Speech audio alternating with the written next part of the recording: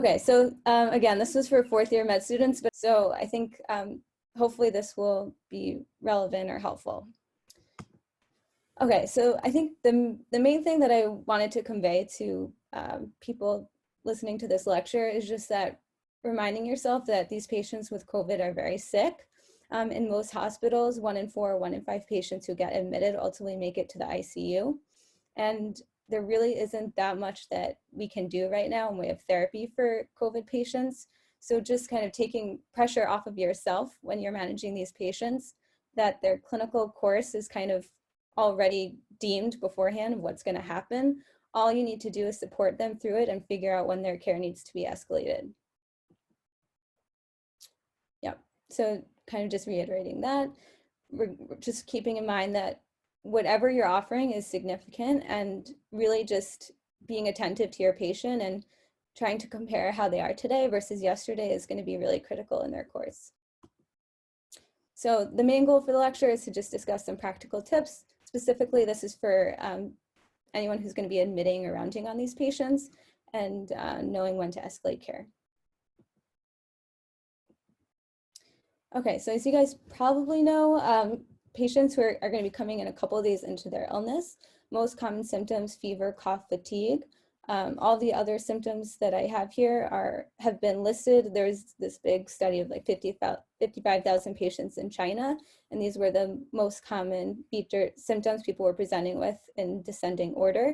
But just also keeping in mind that people will present with none of these symptoms. They'll just be weak, or they might just have diarrhea. So it's very variable. When they come in, they'll be pretty febrile, and they'll have marked hypoxia. This is actually seems to be pretty unique to COVID patients. Some of them are coming in satting like in the 60s and 70s on room air, and they're not necessarily aware of how hypoxic they are. And they also interestingly seem to not have tachycardia. And also, like I just mentioned, they're sort of lacking this sensation of dyspnea despite their marked hypoxia. Some patients might be satting in the 80s, some might be satting in the 90s, but it seems like these patients are very sensitive to hypoxia or desat with exertion. So you actually might hear, I've heard of a couple of stories of patients just walking to the bathroom and coding. There's some theory about COVID having an effect on the hemoglobin affinity to oxygen, and people fall off that curve really quickly. So it seems like people are very sensitive to exertion. And then on exam, you're probably gonna have crappy disposable stethoscopes, but it seems like the most common finding on lung exam is crackles at the bases. But really, I think the most important thing that you're looking for is what they look like. So their general appearance, what are they satting, what are they on? So whenever you're looking at their oxygenation, it's extremely important to look at how much oxygen is being delivered to them and through nasal cannula or non-rebreather, because it makes a big difference how they're getting it, and then their mental status. Okay, so for these patients, the most common lab findings that they'll have is leukopenia. So they'll have a white blood cell count. Specifically, their lymphocytes, which is part of the differential of a CBC, is very low. They have low platelets or thrombocytopenia, low sodium. They have acute kidney injury, so they'll have an elevated creatinine and BUN, and they'll often have elevated liver enzymes, AST, ALT. The other interesting thing about these patients, and it becomes relevant in trending their course, is that they have elevated inflammatory markers. And these inflammatory markers, they're non-specific, but it's something that we're trending because it's giving us a sense of prognosis for patients. So you might hear of people talking about CRP, ferritin, LDH, dimer. These are all just inflammatory markers. That's all you have to think about for them. And then you might hear of people mention procalcitonin. Procalcitonin is something that can be elevated in bacterial infection. So the reason that it's important that people are checking this on admission is because typically for COVID and just generally viral infections, procalcitonin is going to be normal. If someone has a very high procalcitonin, then that's when you want to think about whether or not this patient might have a superimposed bacterial infection, and that changes clinical course because they'd also need antibiotics. Any questions about that? Okay, so these patients don't necessarily need imaging, but they have specific findings on chest x-ray, CT, with these just basically patchy opacities at the bottom of their lungs. It's not necessary that these patients get imaging when they're admitted because there's so much information clinically you're getting just with their labs and how they're appearing. And to be honest, every patient who comes in with any sort of complaint at this point is COVID until proven otherwise. The reason to get imaging is if you think something else is going on, like if you think someone has heart failure or if you think they have a bacterial pneumonia in addition to whatever they have. Okay, so this kind of just reiterates what people are ordering on admission. Again, I don't know if this is going to be very relevant to you, but I'll run through it quickly. So people are getting a CBC with a diff. The diff just means they break down what kinds of cells there are. So we're looking for lymphocytes specifically in this case, PT, PTT, so coags, type and screen. They're getting a comprehensive metabolic panel, which includes liver enzymes and the inflammatory markers that I mentioned with CRP, ferritin, D-dimer, fibrinogen, uric acid, and then you see IL-6 and IL-1. So you don't have to really know much about it, but the reason that I'm mentioning IL-6 and IL-1 is because these are inflammatory markers that are now being targeted by drugs that they're trialing on really sick patients in the ICU. And I'll run through that quickly towards the end. Procalcitonin I mentioned, and then TROP, CKMB. Some places people are ordering TROP, CKMB right off the bat, more just for prognostication. It turns out that a lot of patients with COVID are going on, they develop like demand ischemia or myocardial injury just in the setting of their body working super hard to fight the virus. But also COVID seems to cause, has the ability to cause other problems with the heart, such as myocarditis or pericarditis. And that's another reason that they can be elevated in COVID, but just it's more of a prognostication unless you think your patient's having an MI with like actual ST elevations, then there's not a lot to do with the trope. EKG is going to always be obtained on admission, specifically to find out what the QTC is. And I'll talk about that a little bit more later, but the reason that we're looking at QTC is because the one medication that everyone is getting, essentially hydroxychloroquine, that can prolong QTC. So it's important to know what someone's baseline QTC is. And then I already talked about the imaging. It's not necessary unless you're worried something else is going on. Questions?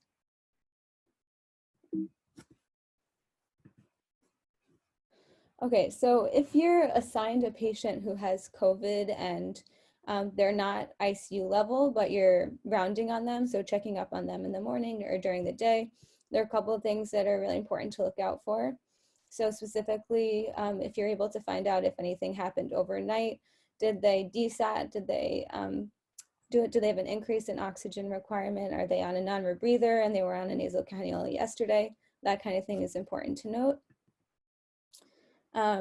Again, when you're in the room, what is the patient satting and how much are they on and what are they on? Again, that's really important when you're talking about the patient because O2 sat of 92 can mean something very different on nasal cannula versus BiPAP. And then again, are they febrile or were they febrile overnight? And along that vein of thought, it's important to note if and when they had Tylenol because it will suppress the fever. But the reason that fever is important to trend is because it seems like high fevers is a poor prognostic sign or it indicates a more severe illness. And then it's always important to check mental status and wake them up. I always had trouble with this, but hopefully you guys won't. And yeah, how does it compare to yesterday? Okay, and then running through the data that we're trending on a daily basis.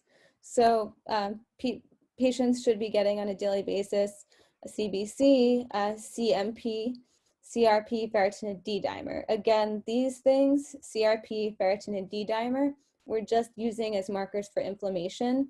And the reason is because if they're rising, that's a sign potentially that the patient is getting more sick and will potentially need intubation or a higher level of care at some point. And then the reason that we're checking a CMP daily or LFTs is because hydroxychloroquine can affect the liver over time. So you want to make sure that the medication you're giving isn't hurting the liver. And I just talked about this. And then I also mentioned as well, it's important to know what their fever curve is like, keeping in mind how much Tylenol they're getting, because it seems like higher fevers are associated with increased severity of illness. Okay, so again, just remembering there's, as you guys probably have had lectures on already, there really isn't a lot that we can do for these patients other than support them. So oxygen is going to be really the main reason that they're being admitted to the hospital, initially at least. You don't necessarily need them to be satting in the high 90s. As long as they're in the low 90s, that's fine. It is important if you're in the room and they're not at goal, if you increase it, just make sure you, I guess if there's a nurse taking care of the patient on your team, maybe it's, maybe not, just always keeping that communication open and telling the nurse what changes you made, because it's something people are trying to keep very specific track of, is what level of oxygen they're on.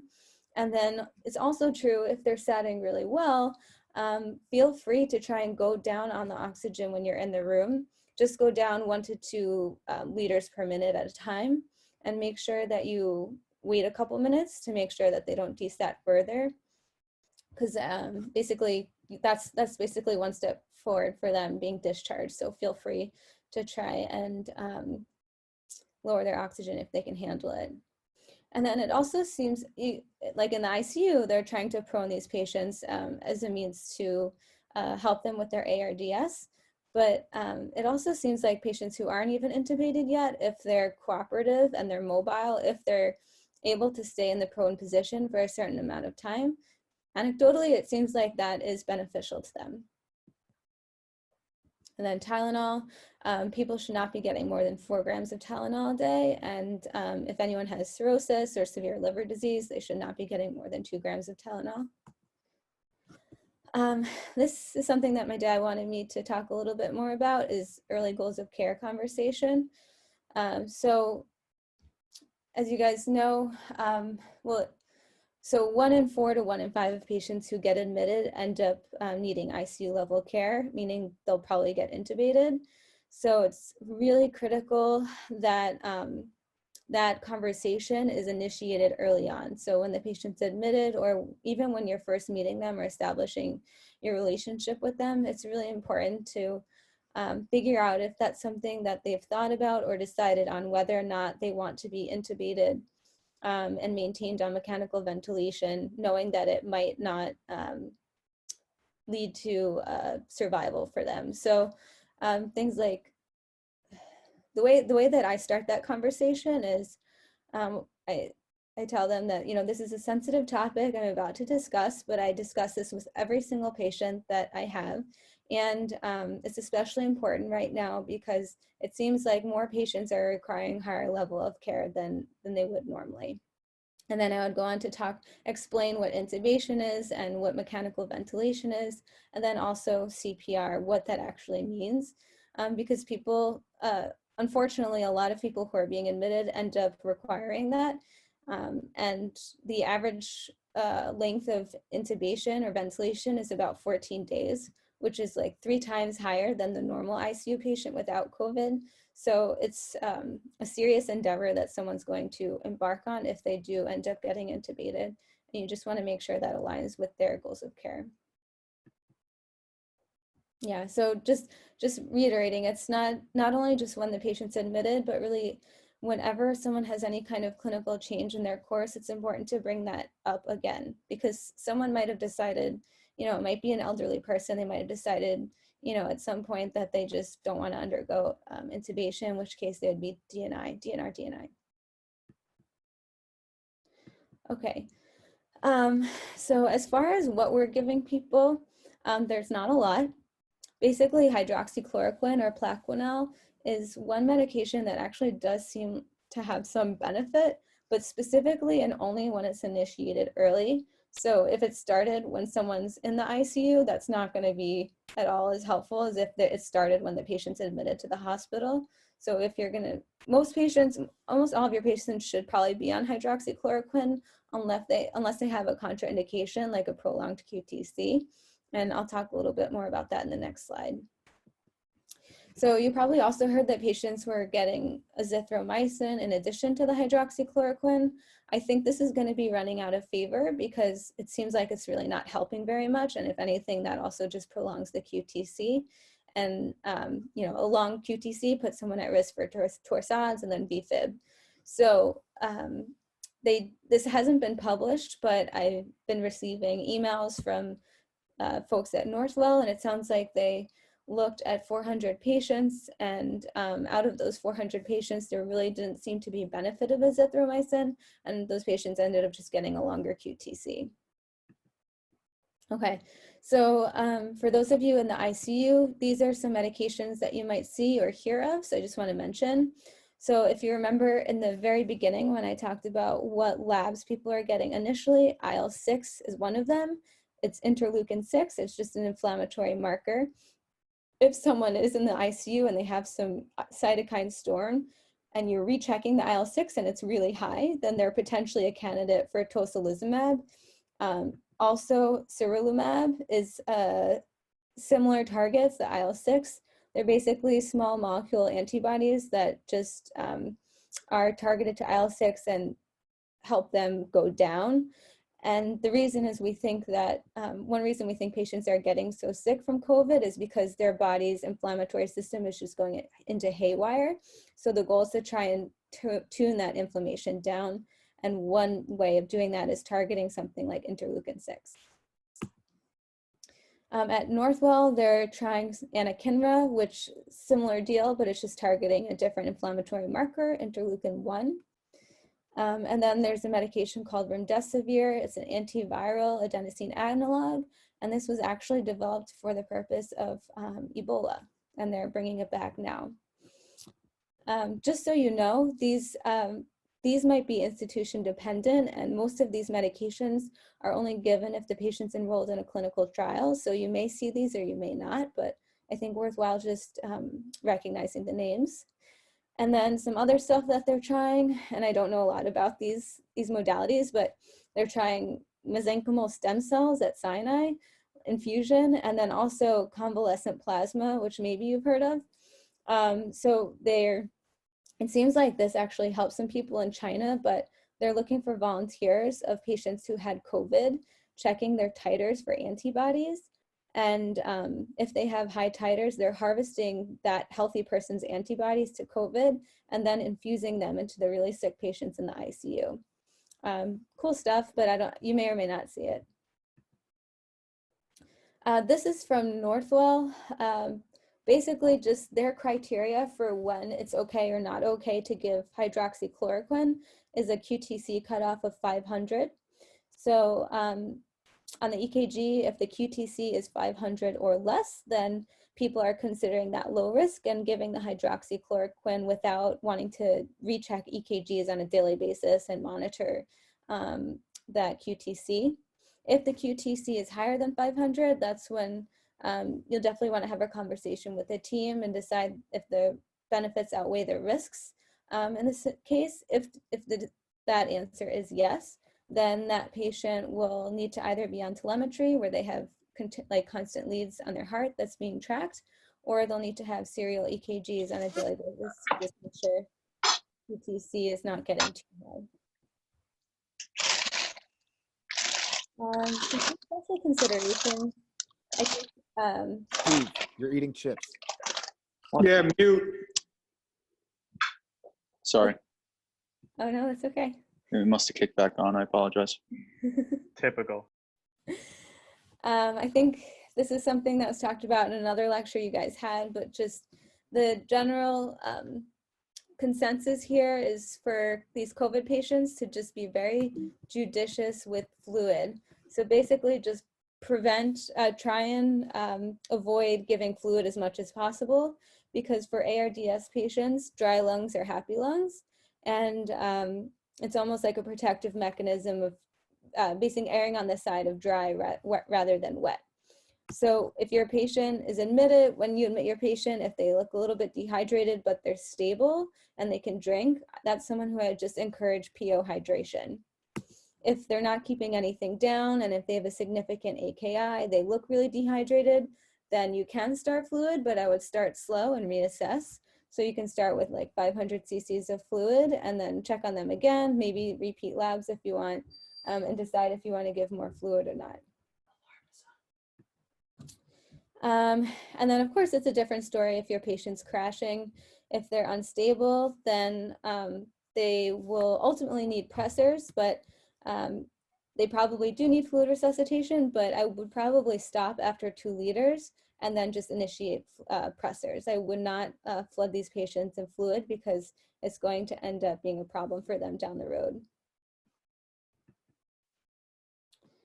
Other special considerations that are unique to COVID patients is we're trying to be really mindful of limiting interactions, unnecessary interactions of any sort of hospital staff with the patient. So minimizing blood draws and minimizing things like glucose finger stick checks.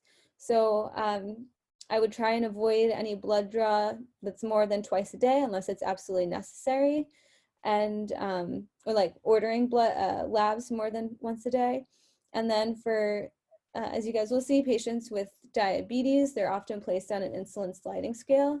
And that sliding scale requires finger sticks and potentially insulin administration 4 times a day. So rather than just automatically ordering a sliding scale for a patient, think about it, see if you can just monitor their glucose on a daily BMP, or maybe just monitoring it twice a day, just for the nurses trying to protect them from that constant exposure to COVID. Something interesting also, it seems like these patients are hypercoagulable, they're at risk for clotting. So it's really important that these patients, when they're admitted, they're on some kind of clot prophylaxis, basically. And that's true for really anyone who's admitted to the hospital, but especially now. And we have 2 options for venous thromboembolism prophylaxis. You have sub-Q heparin or you have Lovenox. We're favoring Lovenox right now as long as their kidneys are okay, just because Lovenox is typically a once-a-day injection and sub-Q heparin is a twice-a-day injection. Again, for the same reason, to try and minimize the exposure of people going in and out of their rooms. Just of note, if someone has a BMI greater than 30, then the Lovenox injection is twice a day. I think bottom line though is that definitely make sure that your patient is on some kind of VTE prophylaxis. They should also have SCDs. Those are the basically wraps that go around the calf and they squeeze sequentially to prevent DVTs. And then interestingly, I've seen this at Northwell for patients who are at higher risk of forming a clot, specifically patients with advanced age, and then also who have had really high D-dimers throughout their course. They're actually being discharged on anticoagulation for up to 40 days after discharge, just to prevent any clot formation. And as you guys probably know, patients with cardiovascular disease seem to do a lot worse with COVID. So my main point here is that if anyone is admitted, who you admit has underlying cardiac disease and they're already on anticoagulation of some kind, it's essential to continue that unless there's some contraindication like an acute bleed. This is a refresher, which probably familiar with, but I'll go over it quickly. So nasal cannula, it really does not, it stops being effective or of benefit to the patient beyond 6 liters, a flow rate of 6 liters per minute. So if your patient's still desatting at 6 liters per minute on nasal cannula, even though technically you can turn the dial up, you're really not going to get much more benefit for the patient increasing the flow rate. So at that point, you need to escalate to either a face mask or non-rebreather. Really, all these patients should probably just go right to a non-rebreather immediately because it's more effective than a face mask unless resources are limited. But a face mask can deliver up to 15 liters per minute of oxygen. And because it has this reservoir of oxygen, it's going to deliver a higher range FiO2. So for that reason, it's better than a face mask. Other interesting thing that also I know has been discussed in some of the lectures you've had, but typically if someone still needs an escalation of their oxygen beyond non-rebreather, then our next steps that are not as invasive as mechanical ventilation are high flow nasal cannula or BiPAP, both of which have significantly increased risk of aerosolization of COVID. So at a lot of hospitals, if someone's maxed out at a non-rebreather and they're still desatting, these patients might just be intubated and put on a ventilator right away, just for the sake of preventing aerosolization from the high flow or the BiPAP. And it's really the respiratory therapists who are being exposed and at risk when they're placing the patients on high flow or BiPAP, or whoever's in the room doing that. I will say I know that a lot of patients at Elmhurst are just being maintained on high flow or BiPAP, especially because resources are limited. So just keep that in mind, that if you're in a patient's room with high flow or BiPAP, you really need to have your PPE on because it's not a closed circuit and there is a higher risk of aerosolization than these other modalities. The other important point is it doesn't seem like bronchodilators really benefit just strictly COVID patients unless they have underlying COPD or asthma. So definitely do not prescribe a bronchodilator if you don't think it's necessary. Specifically, do not prescribe nebulizers. Again, because nebulizers have a pretty high risk of aerosolization of the COVID. So if you think that your patient needs a bronchodilator, such as for if they have wheezing, if they have COPD or asthma, then inhaler is going to be the better choice. And then lastly, when to intubate. Sometimes it's crystal clear and it's really obvious, but other times it's not. And it's something that you should just talk about with your team if you're unsure. But basically the main questions that you need to ask yourself is this patient maintaining their airway? Are they awake enough for it? Are they responsive to sternal rub? Are they able to cough voluntarily and clear their secretions? If not, that is potentially an indication for intubation. Failure of oxygenation. So this isn't a hard, fast rule, but if they're maxed out on non-invasive ventilation, so like a non-rebreather or high flow BiPAP, and they're in the less than 90, then that's definitely worrisome. But what's most important here is trajectory. So if you have a patient who's just hanging out at 89% on a non-rebreather at 15 liters per minute, but they've been there for the last 3 days, that's a very different story than a patient who was satting 93 yesterday on 10 liters a minute of a non-rebreather, and today you just can't get them above 85 at 15 liters per minute. So just keeping in mind that even if someone's in the high 80s, if they've been there for a couple of days, that's really not as concerning as someone who now has a new oxygen requirement and they just can't go up.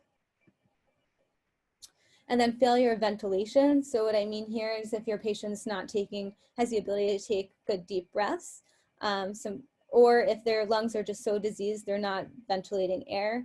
And ways that we trend this is with PCO2 on gases, either venous blood gas or arterial blood gas. It doesn't really matter which you use. It just, so long as that you're comparing a VBG to a VBG rather than an ABG to a VBG. So you just have to compare the PCO2 from either an ABG to an ABG or a VBG to a VBG. But if someone's not ventilating, then their PCO2 is going to rise. Ultimately, they'll become altered because of the acidemia, and they're going to be in a lot of trouble. So again, trajectory is important there, and trending PCO2 if you think there's a problem with ventilation. And then the last thing is just anticipated need for intubation. So if someone's working really hard to breathe, they can't speak in sentences clearly or speak in a couple words at a time. If you think that they're going to tire out and you're just anticipating that it's not going to go well, that would be another indication for intubation.